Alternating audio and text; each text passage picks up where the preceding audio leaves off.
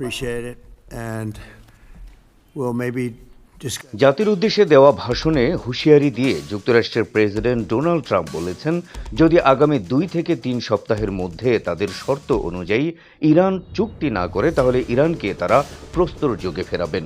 প্রশ্ন হলো, এই প্রস্তর যুগে ফেরানো বলতে ডোনাল্ড ট্রাম্প কি বুঝিয়েছেন? হামলার মাধ্যমে কিভাবে একটি আধুনিক দেশকে প্রস্তর যুগে ফিরিয়ে নেওয়া সম্ভব?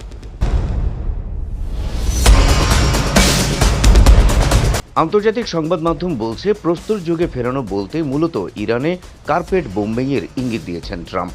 এই কার্পেট বোম্বিং এতটাই ভয়ঙ্কর যে এর মাধ্যমে একটি দেশের হাসপাতাল, স্কুল, বিশ্ববিদ্যালয়, ব্যবসা প্রতিষ্ঠান, হোটেল, উঁচু ভবন এবং পার্ক ধ্বংস করে দেয়া যায়। অর্থাৎ এই হামলার পর আধুনিক বিশ্বের সকল সুযোগ সুবিধাই হারাবে ইরান। এর আগে একাধিকবার বিভিন্ন দেশে কার্পেট বোম্বিং করেছে যুক্তরাষ্ট্র। দ্বিতীয় বিশ্বযুদ্ধের সময় জাপানের শহরগুলোতে কার্পেট বোম্বিং চালিয়ে সেগুলো ধ্বংস করে দিয়েছিলেন ইতিহাসে, যা এখনও ভয়ঙ্কর অধ্যায় হয়ে আছে। শুধু জাপানে নয়, এর আগে 1950 সালের দিকে উত্তর কোরিয়ায় এই কার্পেট বোম্বিং করেছিল মার্কিন সেনারা। ওই সময় তারা দেশটির 95% বিদ্যুৎ উৎপাদন কেন্দ্র ও প্রায় 80% ঘরবাড়ি ধ্বংস করে দিয়েছিল।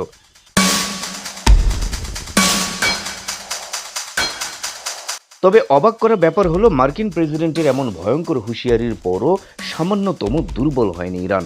বরং দেশটির সামরিক কর্মকর্তারা বলছেন, ভয় ভীতি যাই দেখানো হোক, যুক্তরাষ্ট্র ও ইসরায়েল আত্মসমর্পণ না করা পর্যন্ত এই যুদ্ধ চলবে।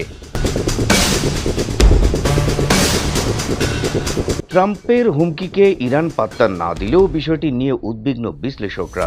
দুশ্চিন্তায় আছেন বিশ্বের অন্যান্য দেশের রাষ্ট্রপ্রধানরাও।